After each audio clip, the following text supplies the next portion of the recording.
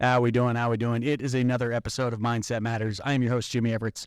I am joined today by Michael and Brianna Griffin of Wealth by Real Estate. I think people who listen to my show know that I'm going to botch the slogan. Yeah.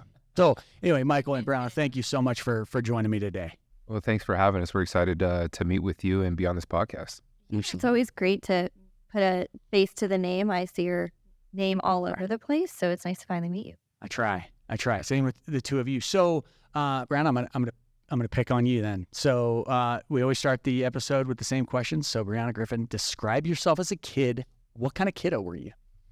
Okay, maybe Michael should start this one because his probably gonna be more entertaining than me. But I was a super disciplined kid. I just naturally, off the bat, I was a gymnast from the time I was 6 or 7 years old. And from that time, it was just like a switch. And I would get myself up at 5:30 every morning. I would make myself breakfast. I would get my clothes ready for the day. I'd go to work out at 7 o'clock. Then I went to school after that. And then I'd go back to training.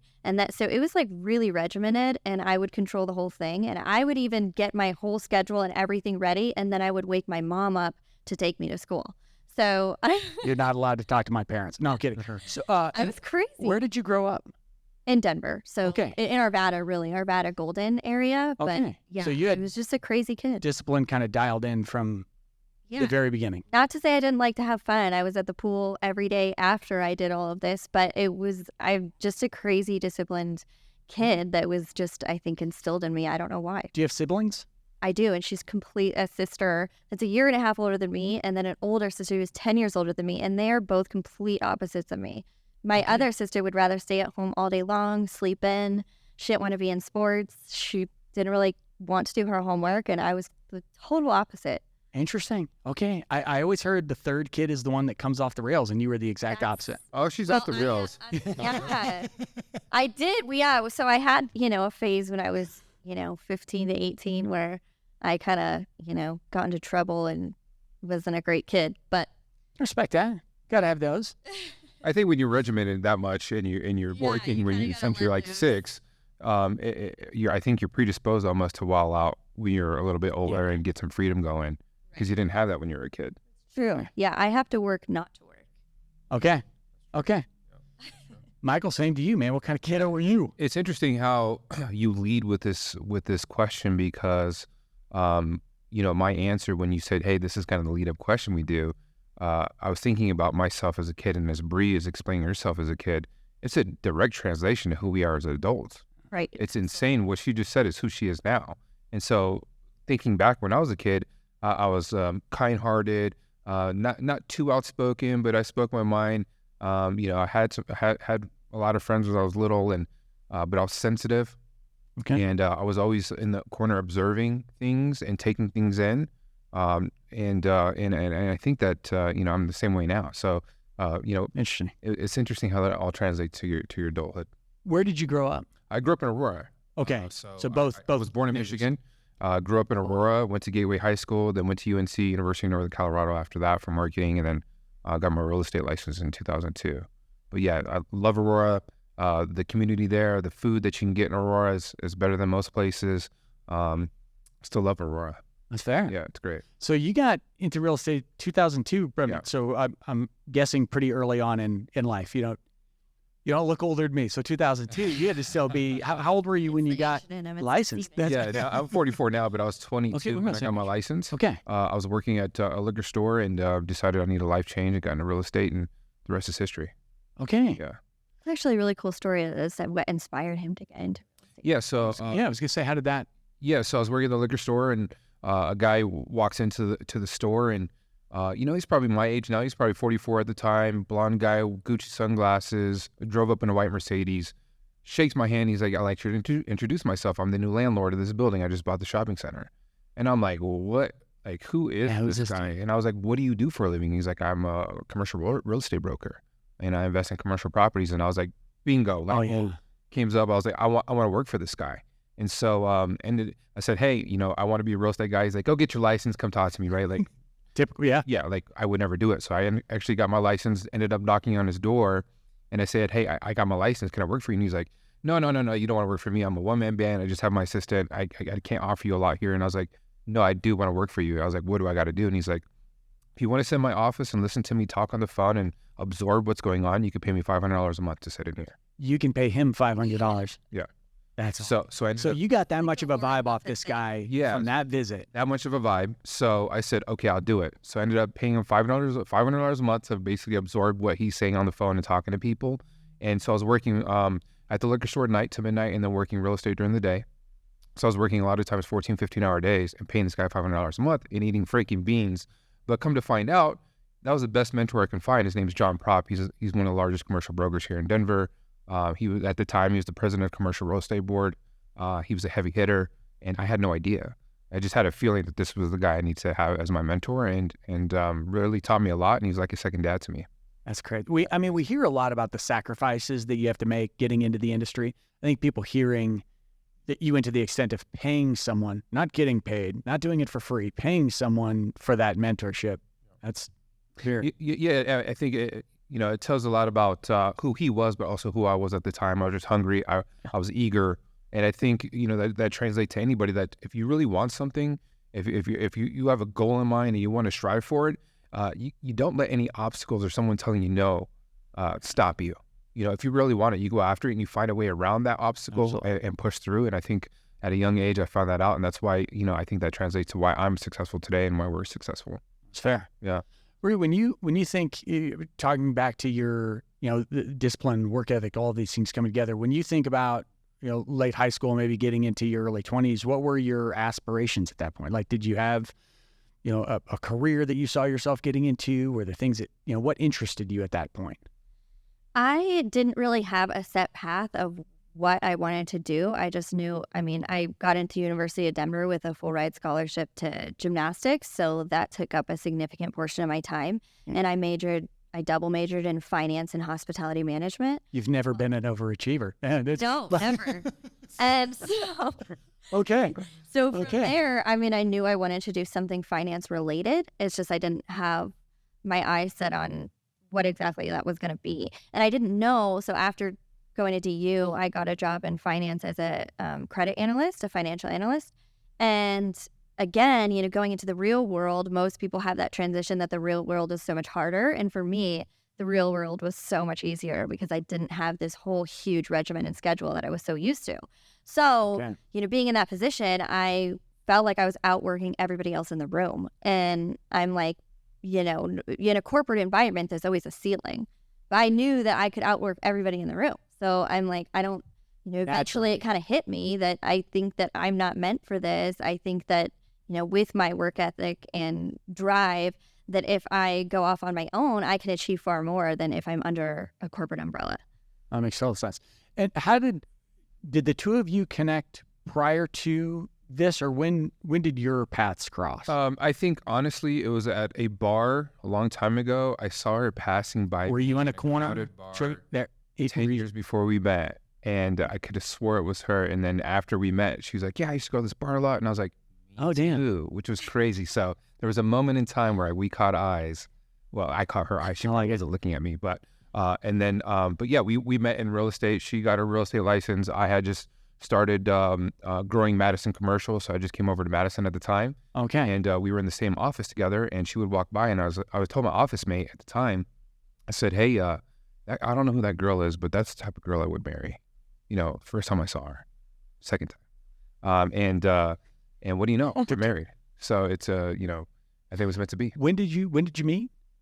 Right when I got into real estate, so that was 2016. I transitioned from my job, and I just kind of randomly quit and got into real estate, and I didn't have any money or anything, and so I was like, I have to figure something out. Did Michael ask you to pay him $500 to mentor? Should have. Absolutely not. No. So you got in 2016. Yeah. Okay, interesting. I knew it wasn't that long, but I wasn't sure. So, and I apologize if we kind of bounced back and forth. So, Michael, when you're entering the industry in 2002, you're learning from basically the top down. Yeah.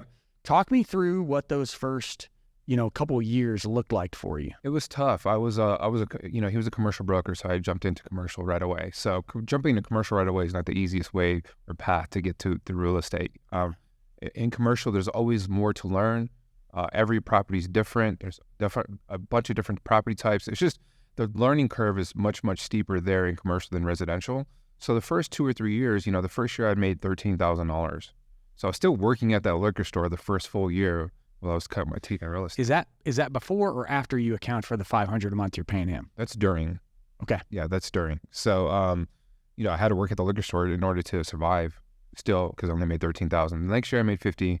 The next year I made 100. And then it kind of doubled and doubled from there, right? Okay. So it takes some time, especially in commercial, to cut your teeth. And when you're starting from the bottom, as a 22-year-old kid, I didn't have connections of people that had millions of dollars in the bank to go invest in real estate. Right. And no one's trusted me as a 22-year-old I was going to ask that. to invest in a commercial building, right? So it was a little bit harder, but again, I think it's the mindset and the mentality of like, I'm going to go get it. I don't care if I look 20, if I look 18. If I don't know what I'm talking about, I'm going to go figure it out and make my way. That's what happened. Okay. Yeah. And then you said as this progressed, you came over to Madison. Yeah, so I ended up going off on my own after that. And then in 2016, I came over to Madison. I got the opportunity to, there was already a Madison commercial, but it wasn't growing. So I partnered up with Todd, who owns Madison, and really grew Madison to commercial into what it is today. And a couple of years ago, I sold it off. But yeah, grew that for a while, and then we started doing investments our own. And once we started doing our own investments, man, that kind of just took over, and I was able to stop brokering and dive into just self-investing. Okay. So talk to me about you see her walk past a couple times, make the decision that you're going to marry him someday. That's we decide that pretty quick. How do you two start? Were you just interacting in the office? Do you start? I mean, how did this come about? How did he sweep you off your feet? That's the question. You pretend. So when I got into real estate, like I said, I didn't have any money. I didn't have anything, but that was super motivating for me because I knew I had to work really hard, really fast to kind of build clientele and start making some money. So I started a Business Networking International. I'm not sure if you're familiar with it, but it's basically like an exclusive networking group where there's only one person per profession. And so I started that group, and I would host it in our office in DTC, where he was also operating out of at the time. And so it was at 7:30 in the morning. Nobody else in real estate comes in at 7:30 except for him. So the people are at least somewhat quality if they're there at 7:30 in the morning. Yeah. So, he was in the office, the only other real estate agent in the office, and he would come over and say, "Hey, what are you doing?" And I'm like, "Oh, it's a networking group kind of for new people in a profession to build up their network." And he's like, "Oh, well, I think I'd be interested in it." And I'm like, "Haven't you been in commercial for 15 years?" And always learning. Yeah. Come on. And he's like, smart man. I have. Maybe I can send somebody on my team, and but I'll come first just to check it out and make sure that I can send somebody from my team. So he, pretended that he wanted to be part of my networking group, which I kind of saw through. So I was like, you know what? If you want to be, you totally can. I mean, he did want to be part of the networking group. Right. That's 100%. Not for the right reason. Trying to network with one person. That's right. Yeah. And that's, you make one connection at a networking event. That was a success. Change your life. Yeah. And it was great for both of us because then, him being an entrepreneur, I knew going into real estate that I wanted to do real estate investing. I didn't necessarily even want to be a broker. I knew that I wanted to do that for supplemental income, but my end goal was to be a real estate investor. Okay. He had already invested in real estate a bunch and a bunch of other businesses as well. So I approached him after that too and said, "Hey, I really want to get into fix and flips. I just don't have money." I'm like, "Hey, I have the work ethic. I can do everything. I can find the contractors, find the properties, sell the properties. I'll do everything. I just need your money." And so he said, "Okay, on the first 2 deals, I'll put in the money and you do all the work. And then after that, we'll be 50-50. I said, "Fair." So we started doing that, and, kind of it evolved into a relationship. And it did start professionally and turned into personal. Okay, because that was what it was professional. For me, it was. I like this. Well, it's not I didn't know if it was. Sometimes they start personal, and then the couple starts talking about working together. Yeah. So the interest for that. So I got to put you on the spot. Did you have interest at that point? I did. Yeah. I mean, playing hard to get. Okay, of course you did. Yeah, exactly. But you gotta play the game. So I respect it. Eventually, it evolved into a relationship. And then one time we were driving home from dinner, and he said, "So are we an official couple now? Could we be considered a relationship?" And I said, I guess, yeah, I guess we can. And he's like, great, I quit Check the BNI. Facebook box. And I was like, what? Yeah, I quit. Yeah, that networking group, I'm done. They met at like 6:30 in the morning every Wednesday. I was like, Fantastic. I'm not doing that anymore. I'm sleeping in. Yeah, It's 100%. over. Yeah. Oh, it's too funny. And, Too funny. So talk to me about the growing pains, if you will. I mean, you're a ton of experience going into it, so maybe that limited some of those, but talk about some of the growing pains of initially working together and kind of working through the kinks, if you will. I mean, in terms of the relationship or in terms of like just investment? Business, because starting with the investments, you approach with this idea.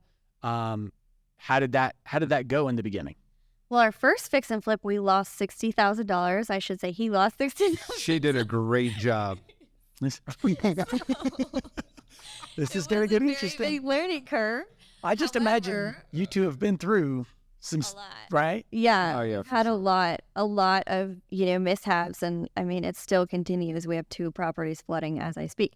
But, we lost $60,000 on the first fix and flip, but then we doubled up after that. And since then, we started in 2017. And so in the past 5 to 6 years, we've done now 300 fix and flips, and we've only lost on 4. So, we only lost on 4 out of 300. Yeah. So, we've put into place, I would say, a very solid foundation. And for me, at least, I learn by doing. So I would much rather pay $60,000 and lose on a property and learn everything I need to know and what I need to not do going forward than to, take it real slow and figure it out before I do it. I'm sure Michael felt that way during that. No, I'm teasing. So when you look back on that first one, like what's going through your mind? For me, it was an adventure.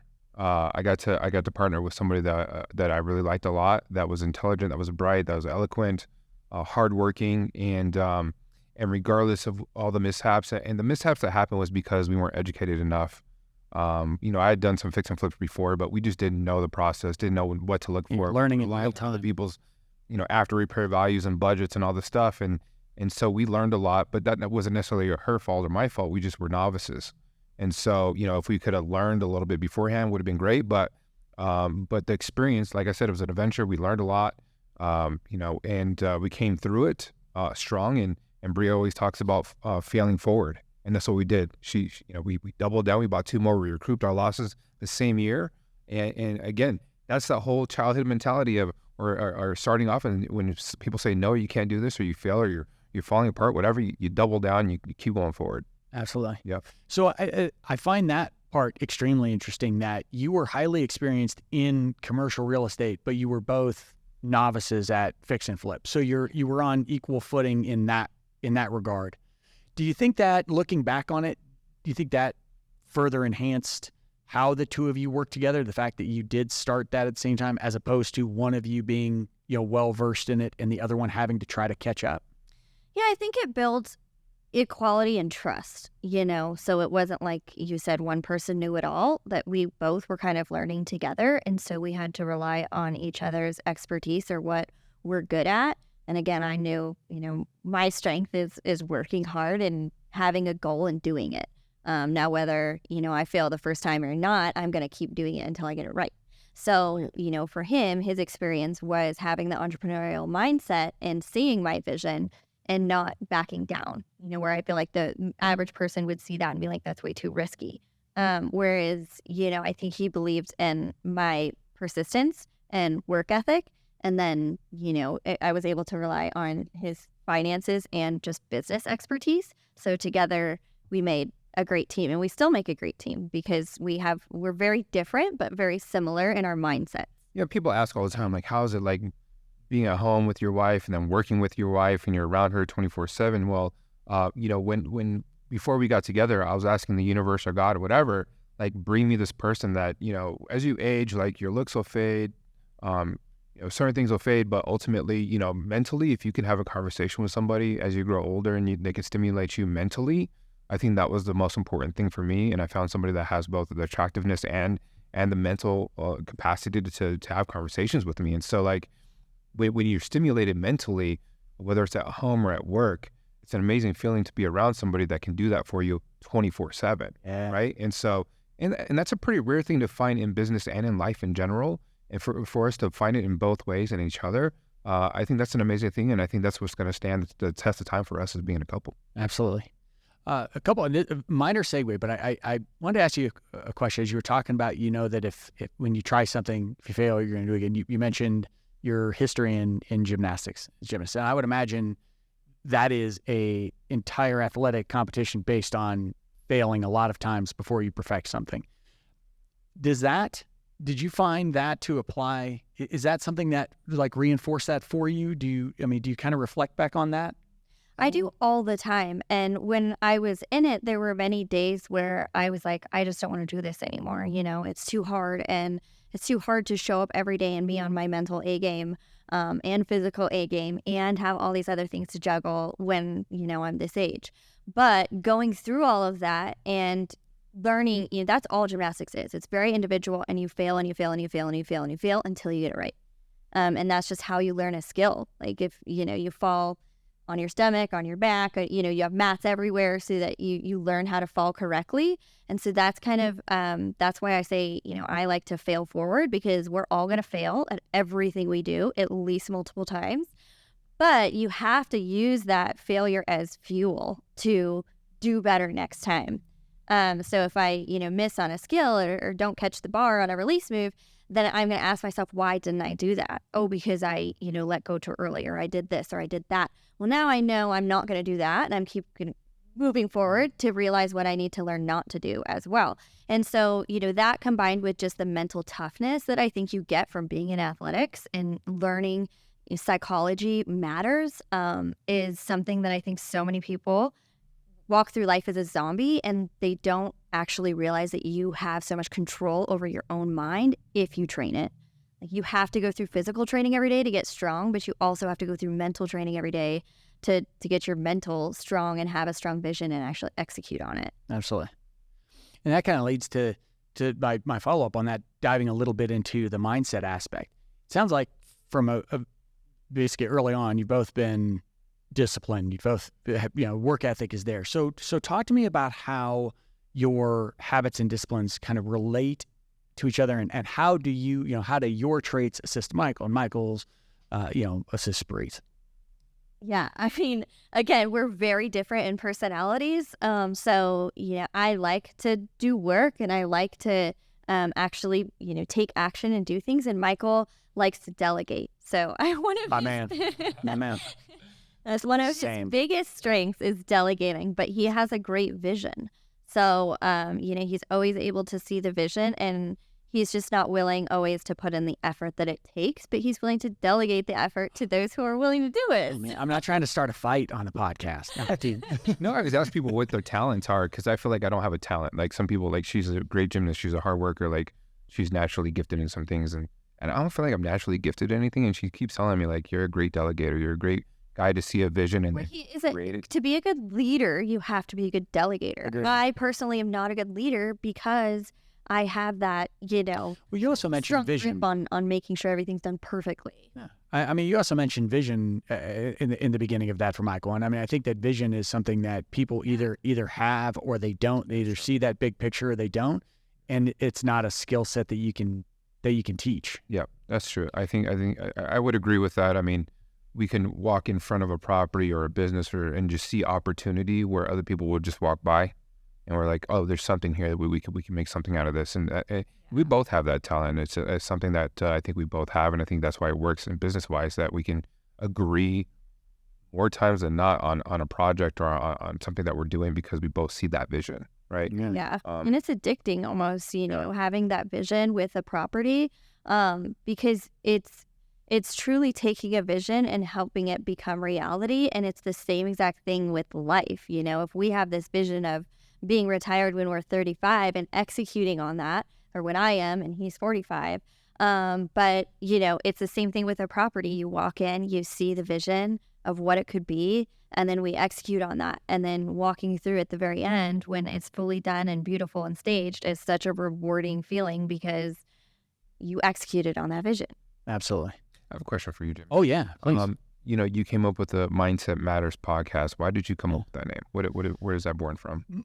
Mindset to me is the most fascinating part of our industry, that I would have conversations with people who are at the very beginning stage of career or who have accomplished, anything and everything that you can imagine. And so many of the same concerns, excitements, anxieties would come up across the board.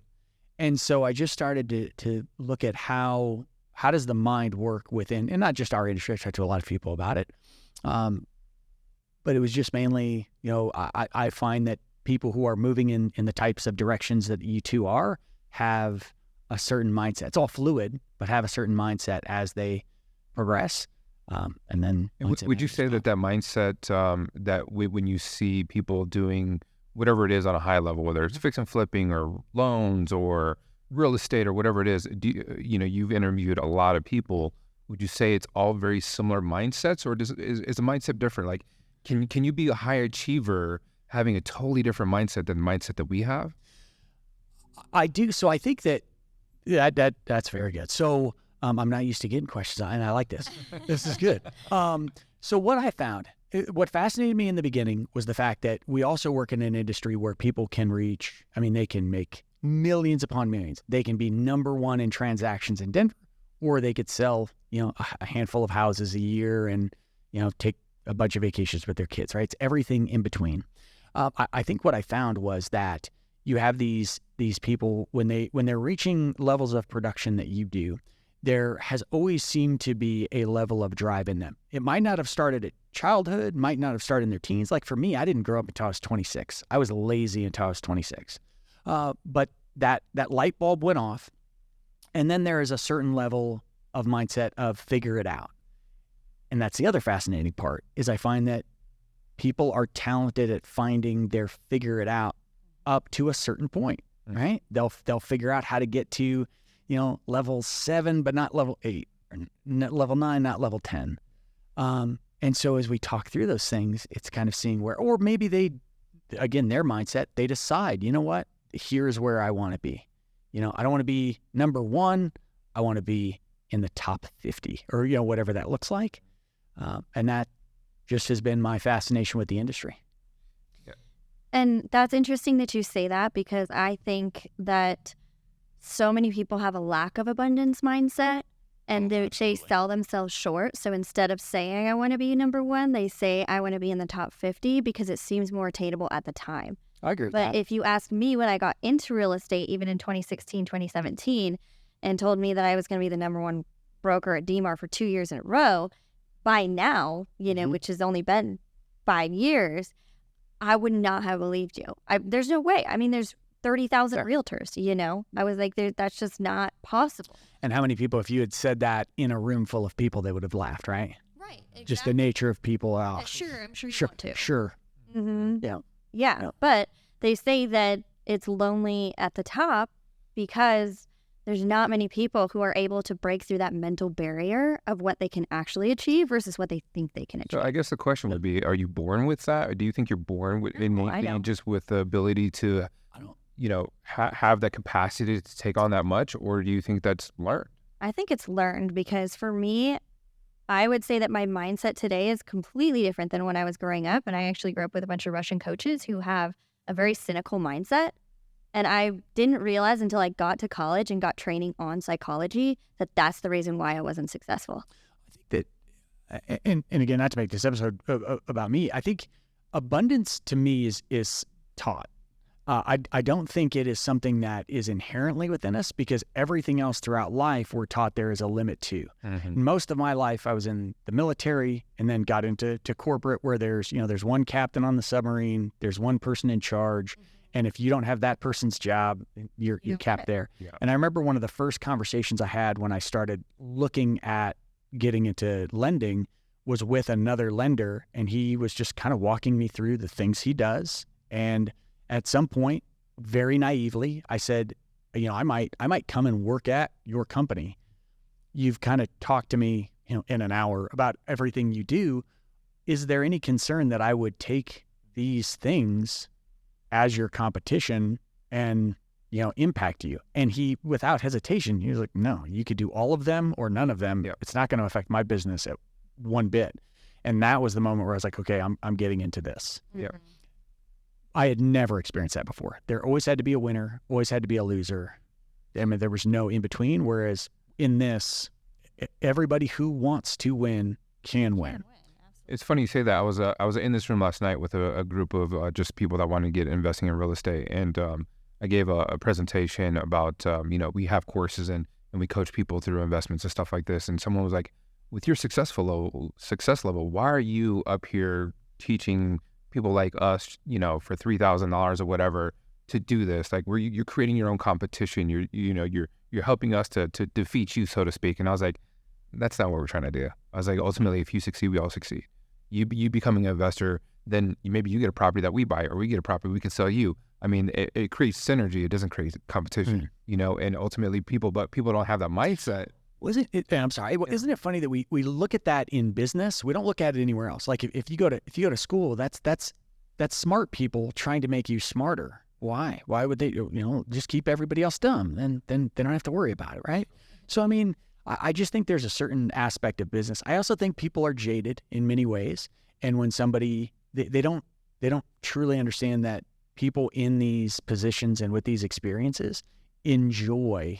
They might financially prosper from it, but they enjoy helping other people get to these points. Yeah. But the jade in us is like, nah, no way. I'm getting screwed somewhere. There's something wrong. That's why it blew my mind when you said you paid your mentor $500 a month, and how well that worked out. Too. Hell yes. This guy he wanted to learn from investing from, and he persisted. Even to get to the point where he had to pay him to work for him took several years, because the guy was like, no, you're not. I'm not even going to waste my time teaching you because it's not worth my money, So I think that his story is so cool on that, because you have to realize that learning is so valuable. Having that knowledge is the most valuable. So why wouldn't you pay to have a great mentor? The sacrifice of it, the pain of falling off a beam, the pain of 60 grand on a flip, and having the wherewithal to handle it. Well, and I just commend the two of you, not knowing you very well, commending the two of you for, there's relationships out there where, you can't pay for dinner and someone's freaking out. So let alone what the two of you, talk through on that. Kind of going back to that mindset, talk to me about what are some non-negotiables, or, whether it's daily habits or just kind of routines that the two of you have that just keep you in line with yourselves? I don't really have daily habits. I drink milk a lot. Yes. So Absurd. it's a bad habit, man. But that's my daily habit. I drink a lot of milk. I drank milk my entire childhood. Is it, I don't know. They say milk does a body good. I don't know. I feel like it does me good, but she says it's terrible. That's a marketing ploy. But I try to work out. I try to, spend time with our family. I have a son and a daughter. We have a son and a daughter, and trying to spend time equally. But there's not really habit or routine. I think for me, I go with the punches. Last night, it flooded everywhere. She's like, I think we need a tarp on this house because there's holes in the roof. And at 2 a.m, I'm putting tarps on. The roof wasn't even on the building. Yeah, we took it off. And because we're vaulting just ceiling. a little bit of rain last night? Yeah, rain last night. And of course, light bulb comes on at 11 o'clock at night when it's raining. And I reached out to my contractor, hey, you put a tarp on the roof, right? And he's like, crickets. And I'm like, you better go check because it is coming down. So sure enough, I sent Michael too, and yeah, it's just raining right into the house. There's no roof on the house at all, and damn. I feel like I'm best placed wherever I need to be at the moment. So there's not a little routine. Like if I have time to work out, I'll work out. If this comes up, I got to go do that. I'm kind of that guy that just kind of fills in the gaps wherever I'm needed, whether it's take care of the baby or the kid or making dinner or doing the dishes or putting tarps on roofs or whatever, right? So I don't have a routine. She's the more routine person because of how she grew up. I grew up kind of alone. Like my parents worked a lot, and so it was me and my sister at home. So we kind of had to take care of ourselves and fill in, when my parents weren't there. So, but she's much more routine than I am. You just have to set up networking events at like 6:30 in the morning. Exactly. And it gets regimented. Won't be there, but not anymore. For me, I've always had a routine my entire life. I've always woke up really early and worked out, and that's kind of how I start my day. And after workout, then meditate, and then go start my day. And so, I think one thing that I really have to pull myself away from is my phone, because it's so easy to wake up and grab your phone right away, or right before you go to bed to have your phone right in front of your face until you go to bed. But, before we had these cell phones that we relied on for everything.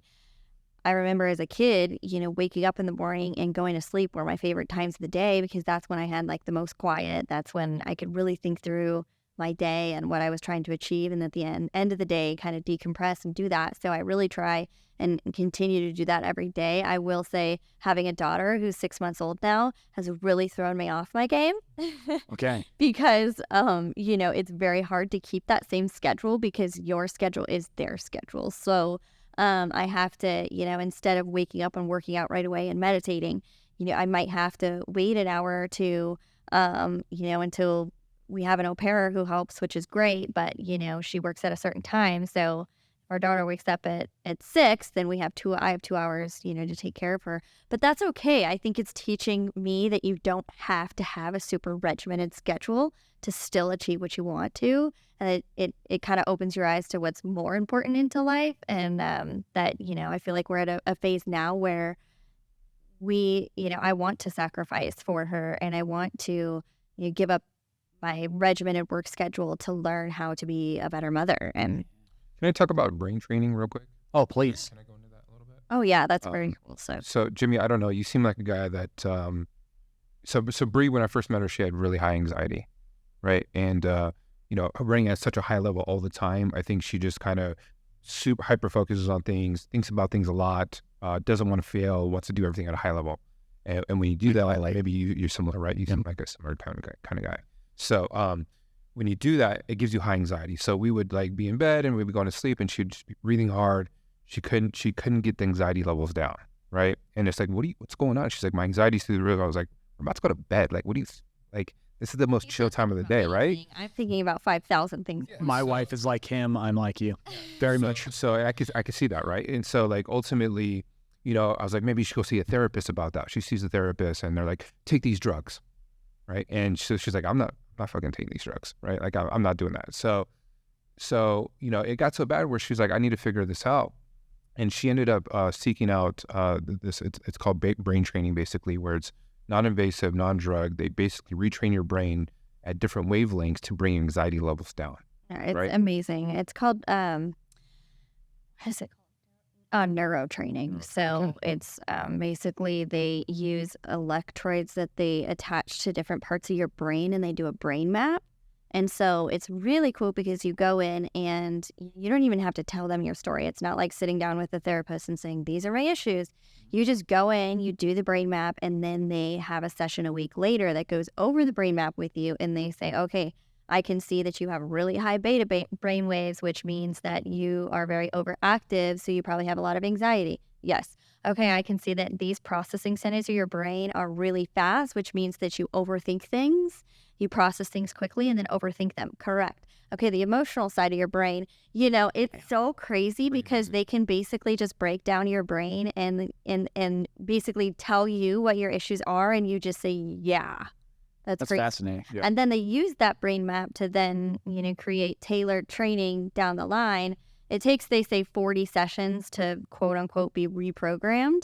But, through that 40 sessions, it's kind of a little bit of a roller coaster because they're trying to figure things out with your brain and neutralize all your brain waves, processing centers, the emotional centers, that kind of thing.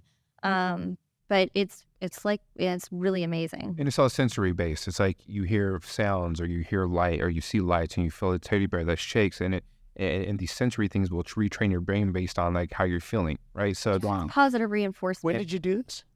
I still do it, but okay. I did this about 5 years ago 6 years ago now when we first got together. And I still go for maintenance once every other week now, just because I really like it and I feel like it just keeps me. Sounds incredible. And the reason why I bring this up is because, we're on a podcast that maybe people are listening to at a high level. And so like I wanted to bring some value in regards to mindset matters. And I think part of her mindset is, and right now she's retraining her brain with our baby just naturally because now she's realizing different things that maybe she wasn't realizing before. But, this thing changed her life. It changed our relationship. It was an amazing experience. And at first I thought it was placebo. I'm like, they're just doing this stuff and you're just thinking that they're helping you. But I saw the change, but then she referred tens, 20s of people, I don't know, 20, 30 people, and it's changed their lives and their relationships. And so over and over, we've seen a change in people dramatically in our sphere, and it's something I totally believe in. It's changed our lives. It's incredible. I'm going to look into it as soon as we're done here. Yeah. I'm going to get selfish for a second because my wife and I are getting ready to have a baby in about a month and a half. Congratulations. Thank you. First? It is. Congratulations. So talk to me. You mentioned the last 6 months, and you said you have 2 now. Is that right? Yeah, I have a 13-year-old boy Okay. from a previous relationship, and then our daughter's 6 months. Okay. So your daughter gets here 6 months ago. Talk to me about that experience. Let's start personally. Obviously, how having a kiddo. Talk me through that. It's incredible. I mean, I don't think there's anybody that says it's not. Everybody warns you that, it's a lot of work and that you're always tired and this and that. But for me, it's just part of it. It's part of the whole experience that you're raising a human being. And it's so incredible. And the amount of love and emotion that you feel for that being is something that nobody can describe to you. So, I mean, it's changed me, I feel like, in a lot of different ways for the better, but it's kind of helping me get out of my lifelong, super determined drive and kind of shift it more towards how can I, be the best for her and raise her the best I can to make an impact in this world, Absolutely. So it's much more meaningful to me than any accomplishments that you can ever achieve, because you always, at least for me, I have big aspirations and I've always had big goals and I achieved those, but then your question is what's next, Yeah. But with a kid, it's like that is what's next. And you always hear about, I mean, the two of you clearly very driven, very successful, and then you add your daughter to the mix. Has that pushed it to another level of craving accomplishment? And I shouldn't say accomplishment's not the right term, but I mean, how has that brought some of I that think into for us, it's pared it back. It gave us a better sense of reality of what we want in life and what we want for our kids. Yeah. And ultimately, we're in a position, thankfully, that we can step back a little bit. And we talk about scaling. You can only scale with a great team, and we have a great team of people around us. That if we want to step back, which we are doing in the process of doing now, and not driving at such a high level, the team will take over. And they'll do an incredible job because we've been teaching them and coaching them through the last several years to be us in the field. And so ultimately, our goal is to pare back a little bit and not be so driven, and really be more driven towards our kids and make sure we're spending time. And when you have your baby, it's going to be incredible because it'll be interesting what happens with you and how that feeling happens with you as well. So we're so blessed, honestly, to be in the position that we're in and to have residual income to be able to step back if we want to. It's just the question I think a lot of people need to ask themselves is, when is enough enough? Because when you have that type of personality, it's so easy to keep going and going and going and going.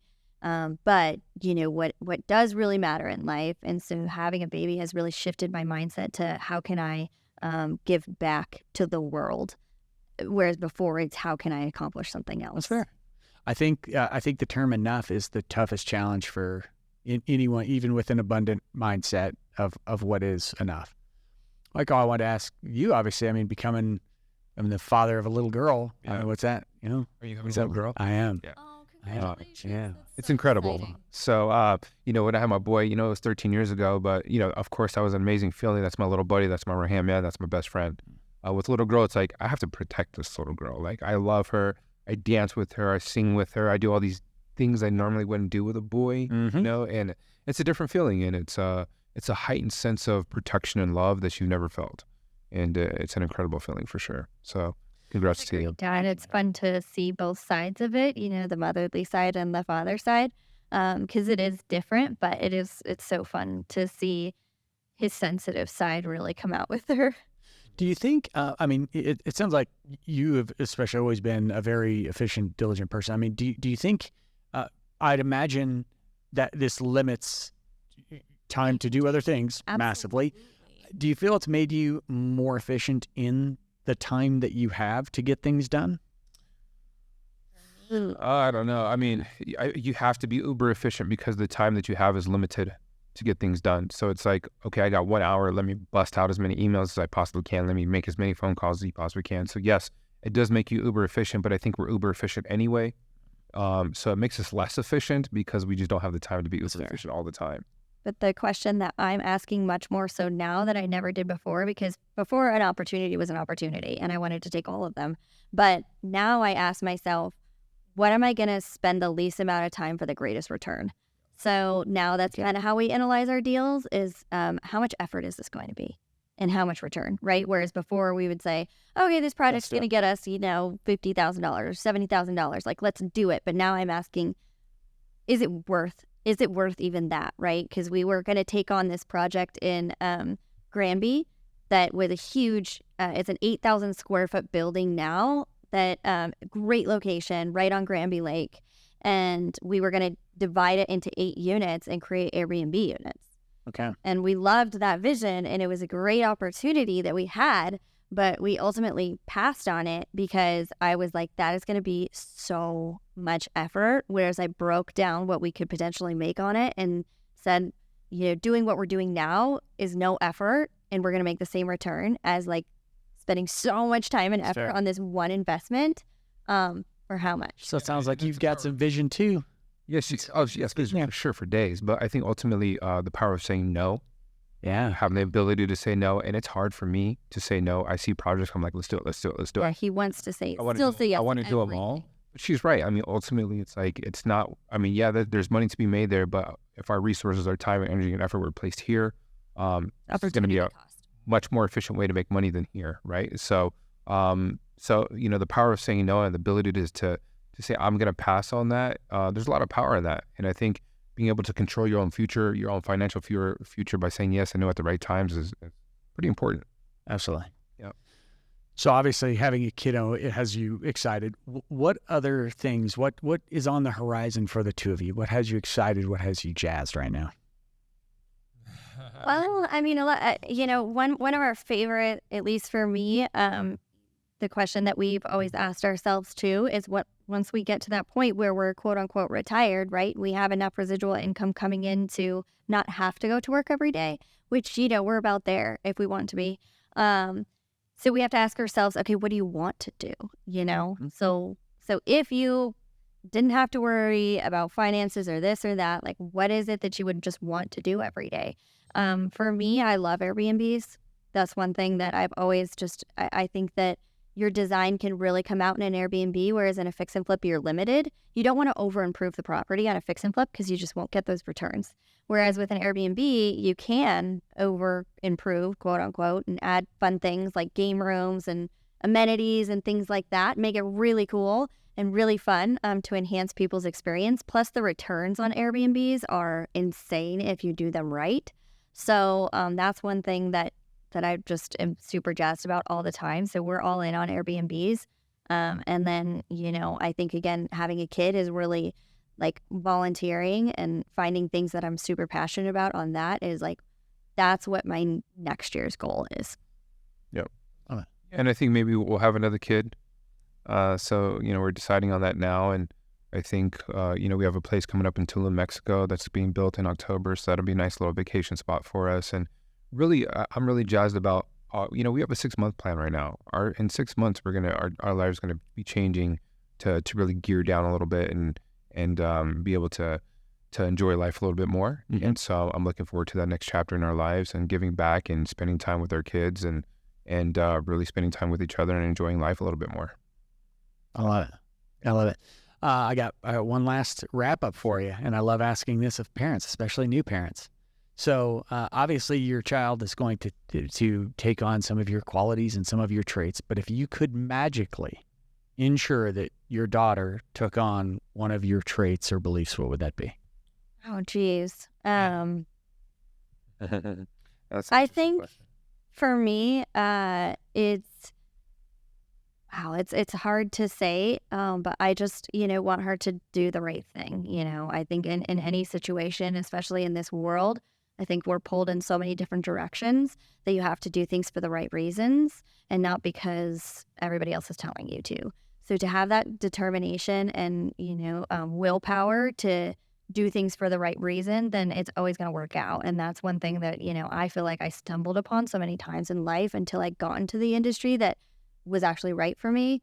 And then even the investments that we do, I feel like we have to do them for the right reason. Like money isn't enough anymore. Like it has to be, that's why we started the coaching program to give back that way. And, I think that's the hardest thing in life is doing it for the right reason. And I think part of that is for me, I have a lot of sympathy and empathy for people and things. And so, if I could pass that on to her and her be, have those qualities to make sure that, if she is doing it for the right reasons, is because she is being empathetic and sympathetic and understands the plight of others and where people are. And you never know what people are going through at any given time, and just being sensitive to that and treating people the right way. And I think that's important. I think that's what I would want to give for me to her. I love it. Last and quick question. You mentioned the coaching. Is that virtual as well? If people are in different states, how do they have just under 100 members now? We've been doing it for about a year, and we have people from the United States, across the world, really, that are in our coaching program. They're online course-based, video-based modules that you can learn from how to do short-term rentals, fix and flipping, long-term rentals. We teach people how to do that from really start to scale. Okay. And we give all of our documents that we've created in our 6 years, from failing forward to wins and successes, and we give that all away in our courses. And then virtually we teach you, mentor you, coach you through the courses and through your first deals. So we're there alongside you as you take your first steps and as you start scaling. And I think there's a lot of value in having people like me and Bree to be in your corner, especially if you're just starting out in investments and you don't know which way to go and which steps are the right steps. We show you the way, and we hold your hand a little bit as you go along those paths. Yeah, and I mean, it's long-term rentals, short-term rentals, so Airbnbs, and fix and flip. So we have 3 separate courses, and then you can buy them as a bundle as well. But yeah, we look at it and we say, this is literally everything that we've built our foundation on. And it took a long time to put together and make it right. And it's very easy to follow. It's YouTube-based, so it's video-based with an outline and documents. So it's really easy to follow. Very cool. Yeah. Very cool. I'm going to look at that. I have a friend in mind that I know send it to. So I appreciate you both very much for taking this. Jimmy, this was awesome. It was a pleasure talking to you, and hopefully we could do this again sometime soon. Absolutely. Yeah. Michael Bray, I appreciate you. This is Mindset Matters. I am your host, Jimmy Everett. Until I hear you next time, peace. Peace.